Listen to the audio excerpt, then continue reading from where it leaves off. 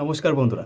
তো চলে এলাম নতুন একটি ভিডিও নিয়ে। তো আজকের এই ভিডিওটিতে আমি আপনাদেরকে বলতে চলেছি যে স্যাম্পল কিভাবে তৈরি করে আর সেই স্যাম্পলের ডিউরেশন কতটুকু হওয়া উচিত। তো এই ধরনের প্রশ্ন অনেকেই করে থাকেন। তো আজকে সেই প্রশ্নের উত্তর আমি দিতে চলেছি এই ভিডিওতে। আর তাছাড়াও অনেকগুলো টিপস আমি বলতে চলেছি। আশা করি সেই টিপসগুলো আপনাদের ভালো লাগবে, আর যদি আপনারা সেই টিপসগুলো ফলো করেন তাহলে সেই স্যাম্পল তৈরি করতে আপনাদের অনেক সুবিধা হবে। প্রথমত স্যাম্পল আমরা কেন ইউজ করি, স্যাম্পল কেন ব্যবহার করি? স্যাম্পল ব্যবহার করার মোক্ষম কারণ হলো যে এই স্যাম্পলটা আমাদের অনেক জায়গাতে পাঠাতে হয়, অনেক ডাইরেক্টরের কাছে, অনেক ক্লায়েন্টসের কাছে। তো এই স্যাম্পলটা খুব ভালোভাবে তৈরি করাটা অত্যন্ত জরুরি। যদি আমরা সেটাকে ভালোভাবে তৈরি করি তাহলে আমাদের কাজের যে গ্রেড, সেই গ্রেডটা দিনের পর দিন বাড়বে। তারপরে কাজের যে একটা ইমপ্রেশন থাকে, সেই ইমপ্রেশনটা ক্রিয়েট হবে লোকের সামনে। এটা আমাদের একটা অ্যাসেসমেন্ট সেই ক্লায়েন্টদের কাছে, সেই ডাইরেক্টরের কাছে। তো আমরা যতটা স্যাম্পল পারবো ভালোভাবে তৈরি করতে, ততটা স্যাম্পলটাকে ভালোভাবে তৈরি করব। তো চলে আসি এবার কিছু পয়েন্টের দিকে। তো প্রথম পয়েন্ট হচ্ছে, সেটা হচ্ছে ডিউরেশন। তো প্রথমত ডিউরেশন কতটা হওয়া উচিত? তো প্রথমত ডিউরেশন হওয়া উচিত 1 থেকে 2 মিনিটের মধ্যে। বেশিরভাগ ক্ষেত্রেই ব্যবহার করা হয় 30 থেকে 45 সেকেন্ডের স্যাম্পল।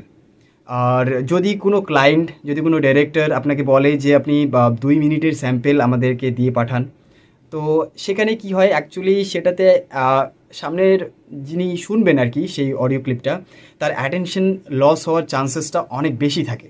দ্বিতীয় পয়েন্টটা হচ্ছে ডিফারেন্ট ক্যাটাগরিজ অফ স্যাম্পল। এখানে হচ্ছে ধরুন আপনি কোনো অ্যাডসের জন্য কোনো স্যাম্পল বানাচ্ছেন, তাহলে সেই অ্যাডসের মধ্যেই বিভিন্ন ধরনের ক্যাটাগরি যেন সেখানে সামিল থাকে। ধরুন soft ads, hard selling ads, conversational ads. তৃতীয় পয়েন্টটা হচ্ছে add the best sample first. মানে হচ্ছে সেই ধরনের স্যাম্পল যদি আপনার কাছে থেকে থাকে, যে ধরুন আপনি কোনো একটা স্যাম্পল খুব সুন্দরভাবে তৈরি করেছেন, সেই স্যাম্পলটাকেই সবার ফার্স্টে রাখার চেষ্টা করবেন যখন আপনি কাউকে কোনো স্যাম্পল পাঠাচ্ছেন। চতুর্থ পয়েন্ট হচ্ছে পেজ টু বি টাইট। আপনি যেই রুমের মধ্যে রেকর্ড করবেন সবসময় চেষ্টা করবেন সেই রুমটাতে যেন আপনি একটু নড়াচড়া করতে পারেন, সেটাতে যেন আপনি পারফরমেন্স ভালো করে করতে পারেন। আর সবসময় চেষ্টা করবেন মাইকের সামনে গিয়ে সেই রেকর্ডিংটা করতে, ঠিক আছে? আর সেখানে যেন কোনো নয়েজ, হেসেস, সাউন্ডেড, পপ সাউন্ড, এগুলো যেন কোনো রকম কোনো কিছু যেন না আসে, আর রেকর্ডিংটা যেন বেস্ট লেভেলের হয়। তো এটা গেল চতুর্থ পয়েন্ট। এবার চলে আসি পঞ্চম পয়েন্টে। পঞ্চম পয়েন্ট হচ্ছে balance volume for all clips. মানে হচ্ছে ধরুন আপনি রেকর্ড করলেন, এবার রেকর্ড করার সাথে সাথে অনেকগুলো ক্লিপ রয়েছে, এবার সেখানে 1 নাম্বার, 2 নাম্বার, 3 নাম্বার করে ধরুন অনেকগুলো অগন্তি ক্লিপ রয়েছে। এবার কোনোটাতে আপনার ভলিউম খুবই লো আছে, কোনোটাতে ভলিউম খুবই হাই রয়েছে। এবার সাডেনলি যদি কোনো একটা ভলিউম যদি পিক যদি হাই হয়ে যায়, তাহলে যেই লোকটা শুনছে আপনার ভয়েসটা, তার কানের মধ্যে বাজবে তার আওয়াজটাই। তো সবসময় চেষ্টা করবেন যেন প্রত্যেকটা ভলিউম লেভেল যেন একই লেভেলের হয়, প্রত্যেকটা লেভেল যেন ব্যালেন্সড থাকে, যাতে অডিয়েন্স হোক কিংবা ক্লায়েন্টস হোক কিংবা কোনো ডাইরেক্টর হোক, যিনি শুনবেন আপনার ভয়েস, তাকে যেন পছন্দ লাগে, তাকে যেন ভালো লাগে। তো 6 নম্বর পয়েন্ট হচ্ছে MP3 অথবা ওয়েব, কোন ফরম্যাটটা বেস্ট হবে অডিও স্যাম্পল পাঠানোর জন্য।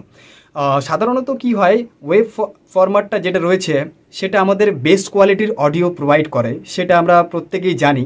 এবার ওয়েব ফরম্যাটে যখন আমরা প্রত্যেকটা স্যাম্পলকে সেভ করব, তখন কি হবে, সেখানে কিন্তু জায়গা প্রচুর নেবে, স্টোরেজ অনেক খেয়ে ফেলবে আমাদের মোবাইলেরই বলুন কিংবা ডেস্কটপেরই বলুন। তো যাতে অসুবিধে না হয় সেজন্য সুবিধার্থে আমাদেরকে MP3 ফাইলটাই চুজ করতে হবে। MP3 ফরম্যাটে যদি আমরা পাঠাই তাহলে অনেক কম জায়গা খাবে আমাদের, আর সেটা খুব তাড়াতাড়ি তাদের কাছে পৌঁছাবে।